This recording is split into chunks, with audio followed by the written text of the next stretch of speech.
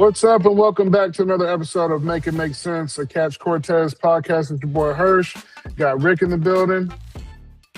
We back at it. Yeah, we back at it like a crack addict. But we're gonna go ahead and get into it, man. We're gonna go over this WWE. We're gonna go ahead and just talk about the Raw episode that aired on February 9th. Big episode, in my personal opinion. I think it set up a few things. And Rick, I know we were talking about this before, but there are a few things that you noticed too that might be setting up some big things. But let's just kind of just get into the things that did happen. Elimination Chambers coming up. Obviously, the qualifying has started. LA Knight had a big matchup, Austin Theory and Penta, which I thought was I really thought Penta was going to win low key. But LA Knight pulling out the dub. I think they might be setting up something with Penta, like maybe down the road a little bit, or he might have his own like WrestleMania matchup. But I don't know who it'll be against. But Penta's going to be he's going to be at WrestleMania this year, especially if they're doing that 2-day thing like they did last year. I think he'll still be there. But let's talk about LA Knight. Great win for him against two guys that very quality guys. Obviously, you didn't think Austin was going to win, but you just said you thought Penta was going to win too. So what do you think this does for LA Knight? And if he, now he's going to be a part of it, what do you think his chances are? I mean, we'll see who else shows up, but so far he's the first one to qualify. So actually, Randy qualified last week, so he's second. That's right. That's right. I mean, fool me 17 times. Shame on me, man. I want to say he's, I want to say I would like his chances. We obviously don't know who the other 4 spots are. I think it's pretty safe to say one of those spots is probably going to be our homie Jacob Fatu. And usually in the past, so it's weird because leading up, we have Elimination Chamber, of course, before we have Mania, and how it was previously, of course, whoever wins the Rumble has a title match, and then whoever wins Elimination Chamber gets the other title match. But we already have the title matches set currently, at least from what we know. We already also know that Drew McIntyre and Cody Rhodes have a third person in that beef, which is Jacob Fatu. So my thought is that he's probably going to end up getting in and winning the chamber, so that can be a triple threat match for Mania. Yes, I think no matter who else goes in, unless something crazy happens, I think that's what's going to end up happening. So I can't really get too excited. I was really surprised. I was really glad to see LA Knight win, but then the more I thought about it, the more I think this is just enough more fools go. A filler, somebody to kind of help sell the celebrate Elimination Chamber. And you brought it up, and you kind of said it. We talked about this a week ago when we were talking about the Royal Rumble, and we talked about Drew being kind of like a placeholder. I think he's going to make it. I know I said it that earlier in the episode. I think he was, going to lose it at some point. I think I'm wrong. I do think he's going to retain that title through to WrestleMania and then lose it eventually. I'm assuming Cody. I would love for Fatu to get a push. I've been a big fan of Jacob Fatu. For him to win the heavyweight, the Undisputed Championship would be cool, but I do think it's going back to Cody.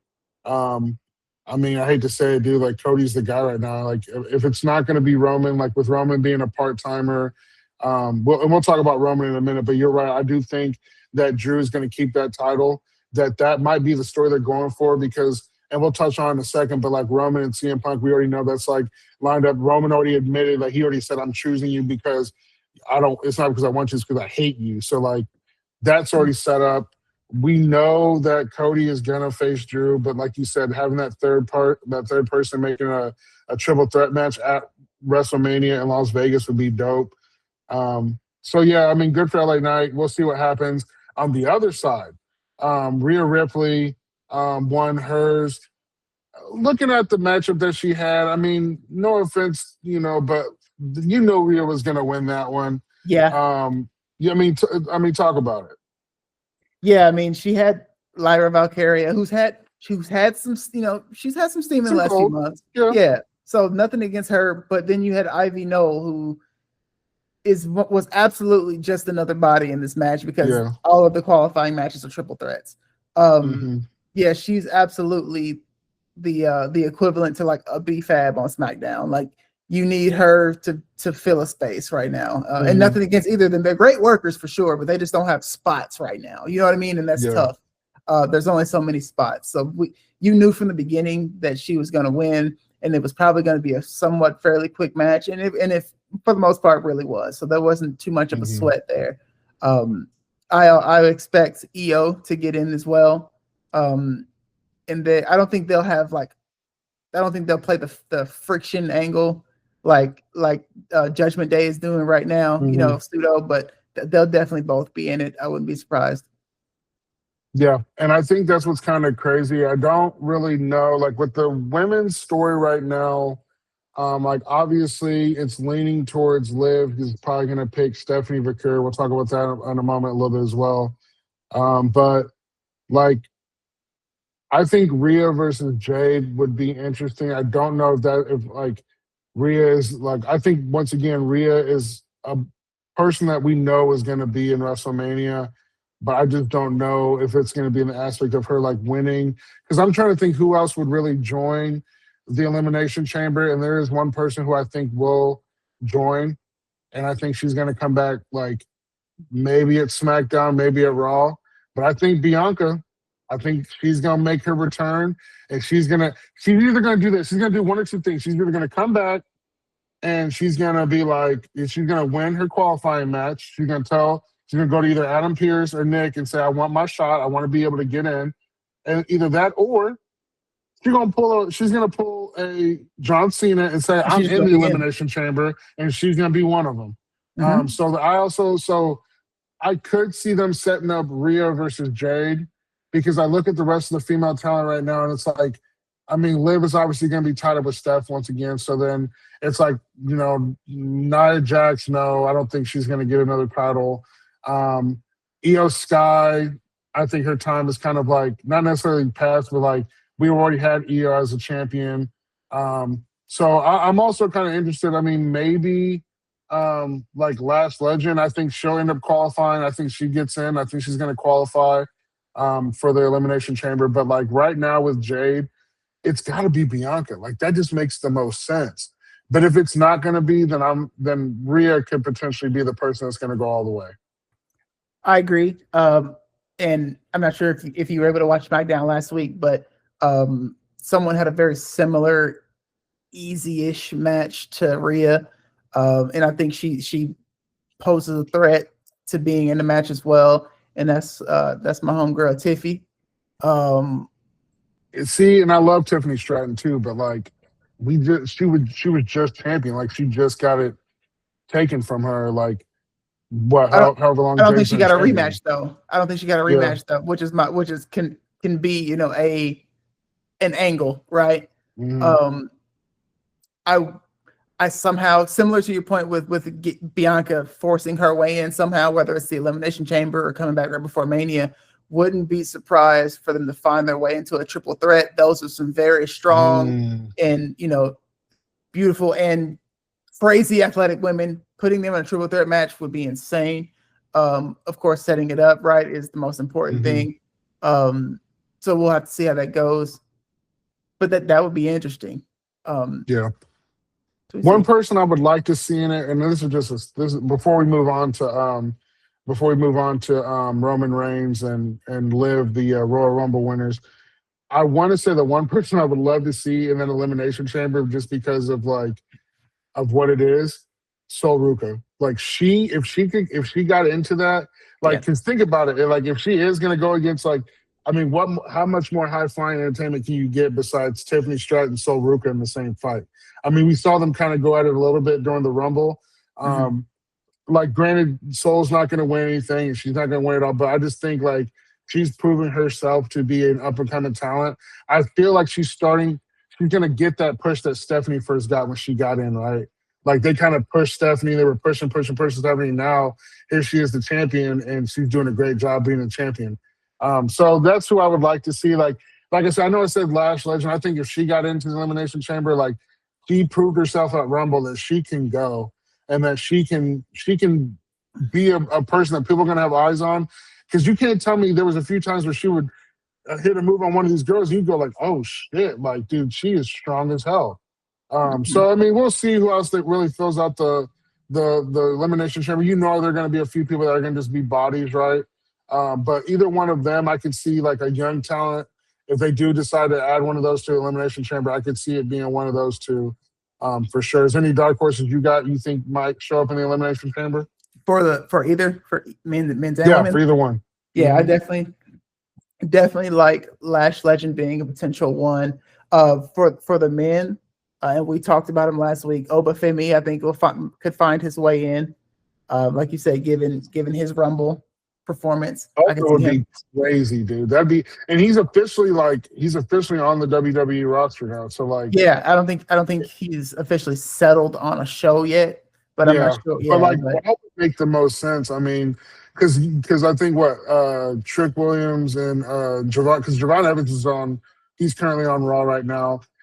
Trick Williams is on SmackDown.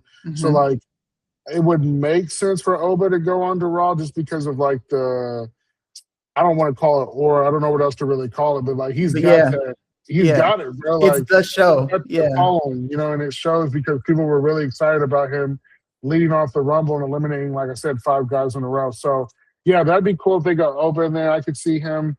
Maybe he gets a shot like next Monday.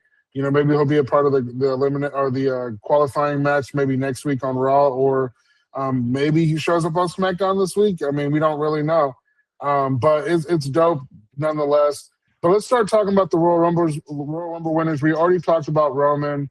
He made his decision that he's going to go after CM Punk. He's going to go after that World Heavyweight Championship. I want to go back to something you said at the beginning that kind of the last WWE episode that we did. You said that CM Punk was always the guy that never really got his chance, doesn't really have a lot of like big wins underneath his belt, right? Mm-hmm. I am almost trying to agree with you. I don't know if Roman wins this fight. Like I really don't. CM Punk might retain the title.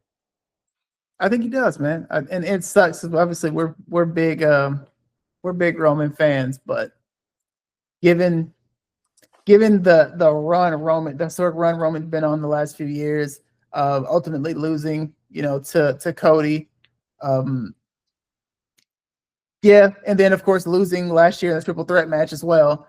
I think it's time. I think it's time for him to go ahead and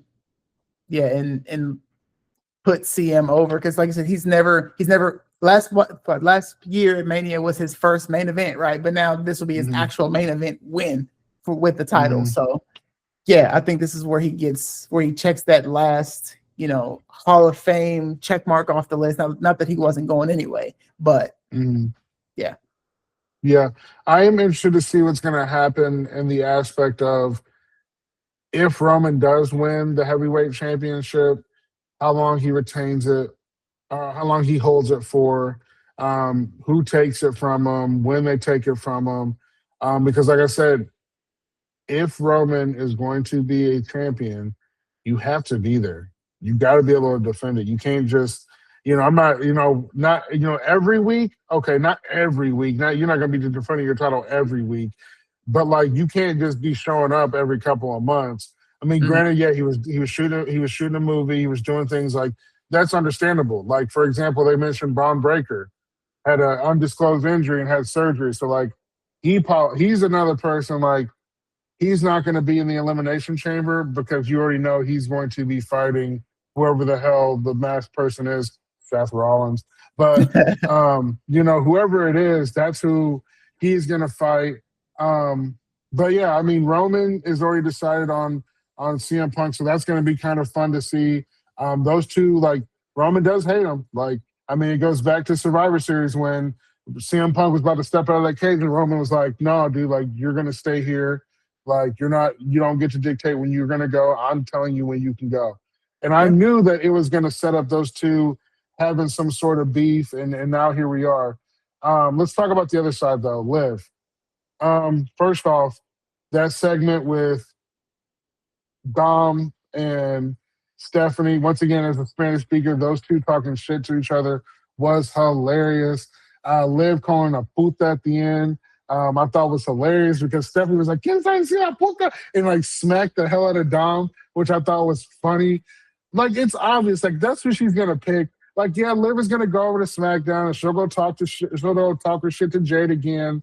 But like, I think the one that makes the most sense is her and Stephanie, only because Dom is going to kind of be that middle person to kind of like, because she was talking shit about Liv, and she goes, she asked Dom, like, what she say? He's like, I'm not even going to tell you what she said, and it was like, bro, you probably should have, because she was running her mouth like she was pretty much talking that shit.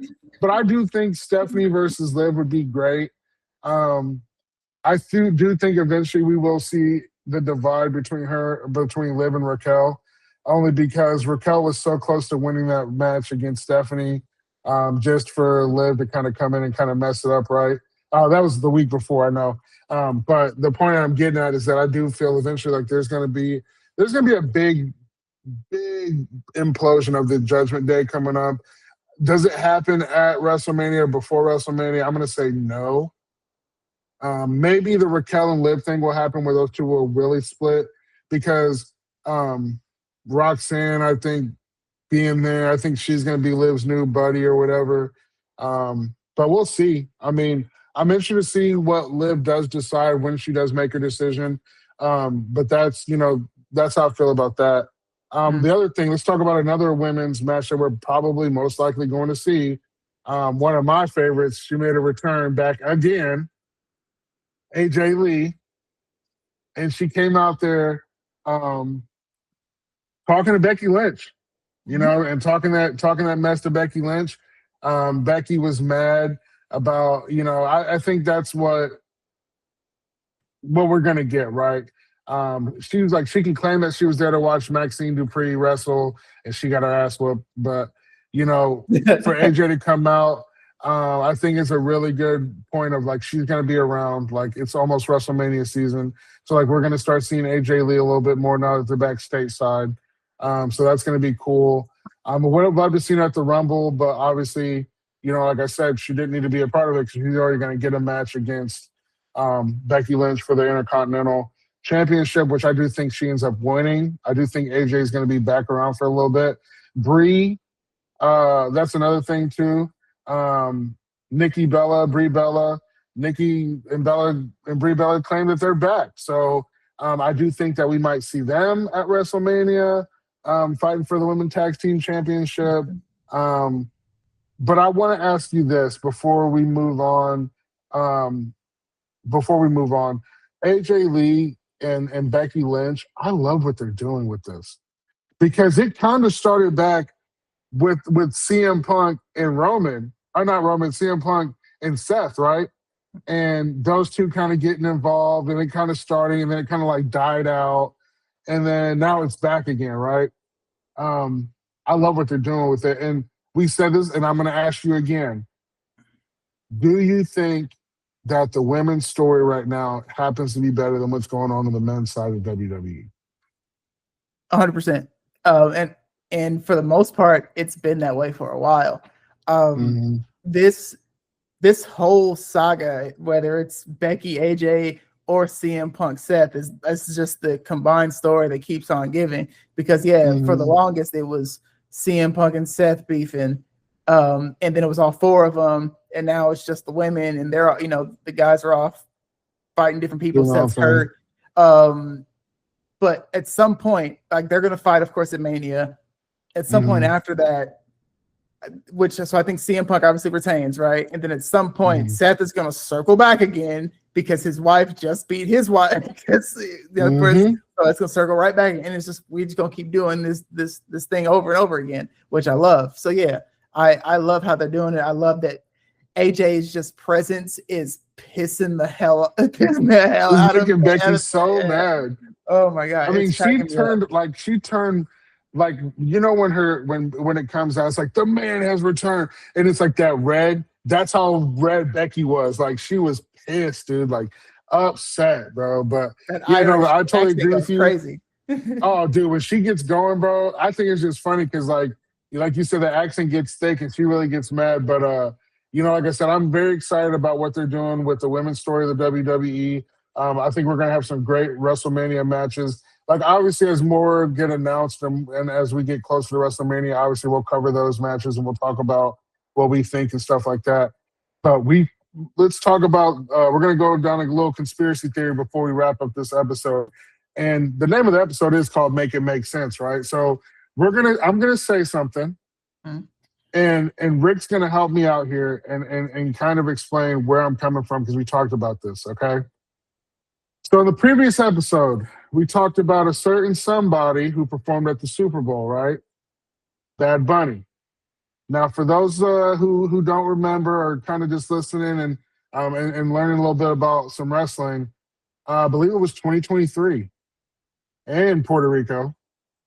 A man by the name of Bad Bunny came out and wrestled Damian Priest and whooped his ass in a street fight. Wait. Trombea, Halas. Okay. Yeah, okay. So basically what I'm getting at is that Rick, we've been talking about this a little bit off air, but what's this that we're hearing that Bad Bunny could potentially be showing up at WrestleMania to fight a certain somebody? But I'm gonna let you connect all the dots. But what are we hearing about Bad Bunny potentially showing up at WrestleMania? All right, yeah. Let me put on my tinfoil hat real quick. Okay, so check me out. So during Raw last night, the not Judgment Day, the Vision, we're getting yelled at by Adam Pearce like they do every week. Everybody's separating away, and then for whatever reason, Logan Paul just decides to come back and get in Adam Pearce's face and say something to the effect of, "I'm like the greatest, superstar wrestler of all time," basically like guest or whatever, like coming in and doing his thing. Somebody that's not an actual wrestler, like somebody who but coming in and doing his thing. Yeah, exactly. Mm-hmm. Like, and makes it a point just to make sure he says that to him, and then just like walks away. He could have said that he has kind of said that, but he like really made a point to say it the day after Bad Bunny no longer has any more obligation. You know what I mean? And it just really makes it seem like he wants to get that ass whipped by Bad Bunny. Now I think Bad Bunny has wanted to come back for a while, but his schedule has been crazy. He's on tour, had all kind of stuff. But from what the little things that I seen, he's got the next few months to chill and get back to that 2023 shape if that's something that he wants to do. So that's where I'm thinking it's going. I think in the next few weeks we're gonna see Benito himself come show up somewhere. I think, honestly, I don't know when he would show up. I don't want to say Elimination Chamber because that's too easy. Plus, that really wouldn't be his type of vibe anyway. It's gonna be some sort of surprise visit. I mean, there's a lot of good dates coming up between now and Vegas. I know they're gonna be in Indianapolis in March. I did see that, so they're gonna be in Indy. They're gonna be in Seattle the day before I actually leave to come out to Indianapolis, so I'm gonna miss that one. But the point that I'm getting at is that it could very well work that he comes, he shows up. We get a little bit of a beef between him and Logan. Also, Rick, talk about the tweets that we saw between Jake Paul and Logan Paul and how that kind of like references to this little beef building between him and Bad Bunny. Yeah, good call. I forgot about that. So I can't remember the timeline it had to be after it, right? But not too long after the performance, Jake Paul tweets, basically didn't like the halftime show, didn't cut it on, pro-America, all the stuff that you would think somebody like him would say. Logan Paul. But he's an idiot because he literally lives in Puerto Rico. But anyway. Lives in Puerto Rico. But anyway, right. But then Logan Paul actually subtweets it, and it's like, I don't agree with my brother at all. I loved it. I think it was great, pro Bad Bunny stuff. And then also Jake Paul's like somebody also downed him. But it made me think like, you usually don't have that conflict between them two. You know what I mean? So are they just like, was that a for real, hey, don't mess up my money kind of a thing? Or was it like, we're gonna set this up so Bad Bunny can have something to say to me Yeah. to add to this eventual, fight that we're gonna have.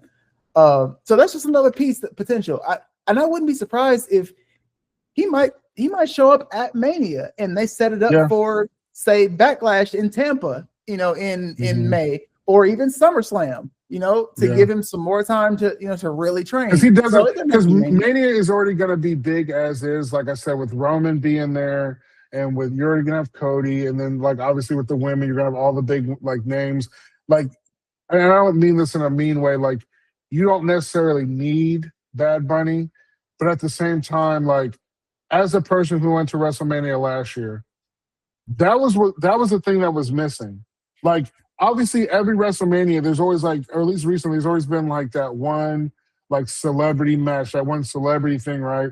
And I was expecting it to be The Rock and, for him to come out there. But for us to get Travis Scott and then him get the shit smacked out of him, like just, kind of like, I felt that was what was lacking. But you're right, they could maybe not rush him, but I don't know. I feel like a light bulb just went off in your head right now.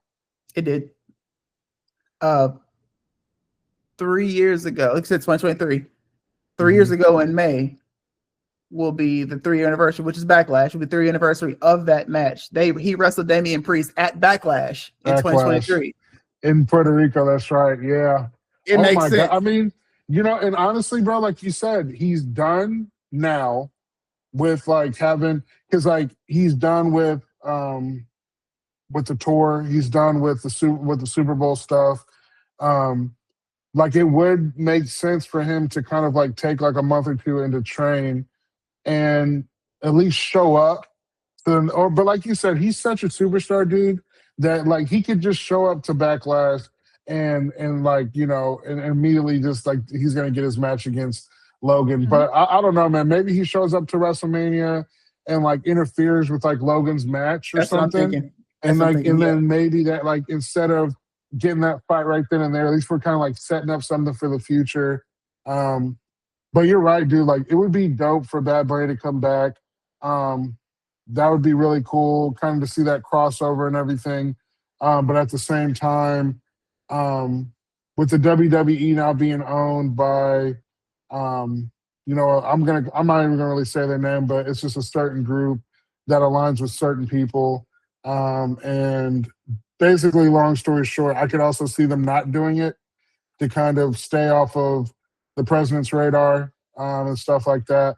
But once again, we're talking about wrestling. This is something that's worldwide. It's everywhere. It's not just an American thing. Like, you have the luchadors. Like, once again, I think it's kind of funny, but like, one thing I think we will see at WrestleMania is we're going to see a match between the two Grand Americanos, and one of them is going to get revealed. Like, I do see that happening. But the point that I'm getting at is that, like, wrestling's already, it's so inclusive, right? Like, it is an inclusive thing. It should be embraced. I mean, we've all known this. We've all heard the stories about Vince McMahon and how he used to be and stuff like that. But, like, if the WWE really wants to separate themselves from that history, you got to do shit like this. You got to do stuff like this. Let's be real. The WWE has been declining in the aspect of, like, people not watching as much. And like, for example, I stepped away for a little bit. I'm back now because Roman's back. But, like, the point that I'm getting at is that if you want to keep your popularity and you want to get those eyes back on you in a time like this where you let The Rock come in and mess things up, because I will say he did. Like, you can't come in and turn John Cena heel and do all these things and not show up to WrestleMania. Yep. Right? I don't know if that was some beef between him and Triple H. Like, whatever may be, they owe us. The WWE owes us a legitimate, great event. The Royal Rumble, you took it to Saudi Arabia. It was ass. It was not that entertaining, was not that great. You owe us a huge WrestleMania. Yeah. Because I'm not going to lie, I contemplated going, you know what, maybe I'll do it again. Maybe I'll go back to Vegas. Maybe I'll go to this WrestleMania. Maybe I can make up for one last year. But at the same time, with the money that we spent last year, I probably won't. Like, for what? Like, until you show me a great show, I'm not spending no more money on like WrestleMania. Like, don't get me wrong, SmackDown, Raw, whatever. Like, those tickets are comparable, whatever. Like, I don't sit close to it. I just get a good seat. But like WrestleMania, these PLE events, nah, we're done. But nah, man. If there's anything else you want to add to this episode, we're gonna have some more stuff coming up as more matches get called out and everything. But is there anything you want to add from this past Raw episode? No. I think there's some good stuff that we could see. Like you said, they just got to make it happen for us because they do owe us. And if you are looking for something else, I know we are big WWE fans, but AEW is on the rise, and the crowd hijinks overtook the main event and yelled F Ice, yeah, and that was outstanding. So shout out to them for that. But yeah, there's a lot more product than just WWE out there. And I suggest you don't be one of those people that have to be brand loyal to a rep, because that's not what wrestling is. Wrestling is all inclusive of every piece of wrestling. Go see local shows, go support local promotions, all that. So I got. Yeah, just go on social media. You guys can find all these things yourself. Like, I mean, you can find there's local wrestling in almost every big city. So make sure you check them out. Show love to those people, because you never know who might make it on to NXT or AEW. You never know. You could always be like, damn, I saw him, in person. So appreciate you guys hanging out. We'll have more episodes coming up as we get closer to Elimination Chamber, as we get close to WrestleMania. We appreciate y'all hanging out. And also, don't forget, comment on the Substack. Let us know who you think might show up, who you guys want to see. Let us know the matchups that you're looking forward to. I appreciate y'all hanging out, and we'll see y'all soon.